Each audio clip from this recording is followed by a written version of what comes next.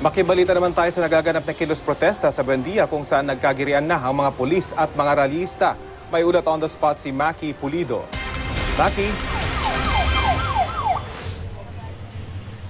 Rafi, kung naririnig mo sa ngayon yung sobrang lakas nitong music dito sa may kanto ng Rojas Boulevard at Buendia kung saan nga isinasagawa itong rally. Mukhang sinadya naman talagang iset up itong mga speakers na to para madistorbo ang isinasagawang programa ng mga rallyista. Lumayo tayo ng kaunti para makapag-live. Ang problema, nung sinusubukan nating lumapit pa ng konti ay pinagbabawalan na ng mga pulis. So itong nakikita ninyo ngayon, yan na yung simula ng girian dahil malayo pa lang yung mga rallyista, nakaharang na sa kanto ng Rojas at Buendia ang mga pulis at ang fire truck. Halos kararating pa lamang ng mga demonstrador ay binugahan na sila ng tubig mula sa mga fire truck. Hindi tumigil yung bomba ng tubig ng ilang minuto. Pagkatapos ng buga ng tubig, tinangka ng mga pulis na mag-forward inch by inch para umatras itong mga demonstrador. Kaya nagkatulakan, tumigil lang ang pagtulak palayo para sa maiksing negosasyon pero ayaw umalis ng mga rallyista. Kaya ito na, nagpatugtog na nga ng napakalakas na dance music kaya medyo nadidistorbo na yung programa ng mga demonstrador bagamat sinusubukan pa rin nila na magsalita sa dala rin na lang mga megaphone. So bakit ba sila nagrarally, Rafi, sa kabila nga nung pagbabawal ngayong may isinasagawang APEC Summit? Dahil ito raw ay pagtutol nila sa one-sided trade agreements na ikinalulugi ng ekonomiya ng Pilipinas. Mga malalaking bansa lamang daw ang nakikinabang sa trade agreements ng APEC katulad nga ng Amerika. Tapos ang habol lamang daw ng mga malalaking ekonomiya sa Pilipinas ay ang ating cheap labor. Kaninang umaga bago sila makarating dito sa kanto ng Rojas at Buendia, nanggaling sila ng Liwasang Bonifacio sa Maynila, naging marahas na actually yung pagpigil sa kanila.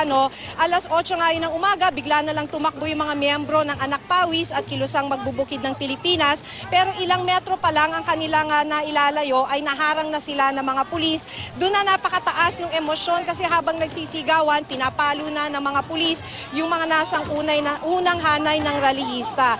Matapos ang mga ilang minuto ng girian at pagpaluan ay tumakbo yung mga nasa likurang bahagi ng mga demonstrador sa kabilang lane para makalusot. So nakalusot yung karamihan ng mga rallyista. Tinangka pa silang habulin ng mga pulis pero talagang nakalusot na itong mga rallyista hanggat makapagmarcha sa may Taft Avenue at makarating dito sa may kanto ng Buendia at Rojas. So sabi ng mga demonstrador, Rafi, hindi nakakahiya ang ginagawa nilang protesta laban sa mga kasunduan ng APEC na nagpapahirap naman daw sa mga Pinoy. Ang nakakahiya ay ang pagpigil daw sa mga mamamayan na mag-rally para ipahayag ang kanilang pagtutol. Rafi? Maki, talaga nakapaghanda talaga ng mga rallyista. Meron din sariling shield na kanilang ginagamit laban doon sa mga pulis. Pero itong malakas na tugtog kamo, mukhang hindi na napaghandaan kasi hanggang dito sa ating kinaroroonan ay dinig namin yung nangyayaring protesta dyan, Maki. So meron na bang mga foreign media na nagko-cover na rin dyan? Kasi napakalapit na sa International Media Center itong pinangyayarihan itong rally, Maki. Oo, may pailan-ilan, Rafi, pero may pailan-ilan tayong nakita ng mga foreign media dahil napakalapit nga natin, siguro mga 3 kanto lang tayo mula sa International Media Center.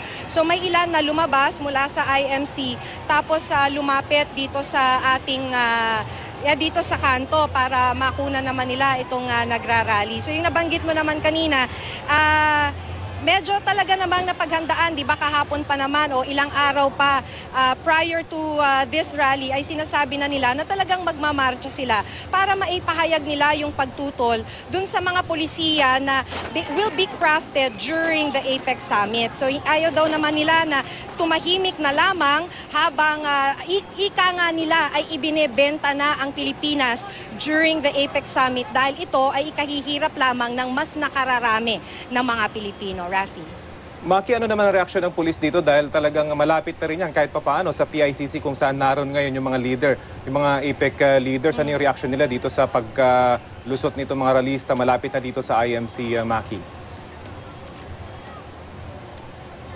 Hindi natin nakausap si PNP Chief tungkol dyan. Ang napansin lang natin, Rafi, habang nung tayo pumunta sa likuran kung nasaan nga yung ilang mga opisyal, ayaw lang magpa-interview, yung ilang mga opisyal na nasa likod nga nitong barricade na mga pulis. So far, ang nagaganap ay maximum tolerance dahil sa halip na talagang tuluyan ng palayasin itong mga demonstrador dito sa kanto ng Roxas at Buendia ay nagpatugtog na lamang nitong napakalakas na music para hindi magkaroon ng programa. Hindi lang natin alam because we are hearing different sides. May naririnig tayo mga opisyal na sinasabi na let us wait out o hintayin na lang natin hanggat umalis, pero may mga opisyal din na nagsasabi na magkakaroon ng dispersal. So far wala naman status quo.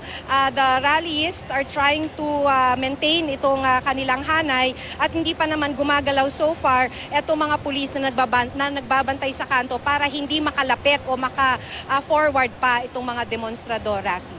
Of course, Maki, sa aspeto ng seguridad, talagang kinakabahan na, I'm sure, yung mga seguridad nitong iba't ibang leader dahil kung uuwi na sa kanilang hotel sa Makati, itong mga world leaders at economic leaders na nasa PICC, matatanaw nila yung rally mismo na nasa kanto nga kamo nitong Buendia dahil malapit na talaga, at least maririnig nila yung ingay na nililikha nitong mga ralista na isa naman sa aim nitong mga ralista, hindi ba, Maki, para marinig nitong mga world leaders na nandito ngayon, Maki. Alam mo, hindi ko alam kung makikita sila unless manood sila ng news. Dahil ang makikita lang ng mga dumadaan sa kahabaan ng Roxas Boulevard, itong mga nakaparadang fire truck at saka ambulansya na nakaharang nga dito sa mga demonstrador.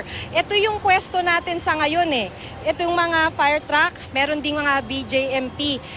Yan lang yung makikita ng kung sino man ang dumadaan dito sa kahabaan ng Roxas Boulevard. So we don't know na they will actually see them dahil hindi rin ata ito bahagi ng kanilang ruta. Ang makakakita sa kanila yung ibang mga international media. So they will learn about it kung sila ay nanood ng news.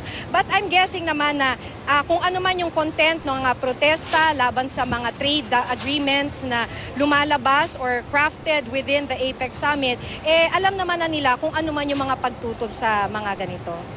Unless, Maki, i-reroute itong dadaanan itong mga world leaders, yung isa kasing bahagi niyan talagang dadaan dyan sa may kanto ng Buendia pabalik sa Makati at tanaw, Maki, sa ating kinaroroonan yung mga flaglets at least na matataas nitong mga nagrarally. So sana nga ay mag-end na peacefully itong rally nito dahil medyo mahaba-haba yung isasagawang leaders retreat dito naman na ginagawa sa PICC. Maraming salamat sa iyo, Maki Pulido.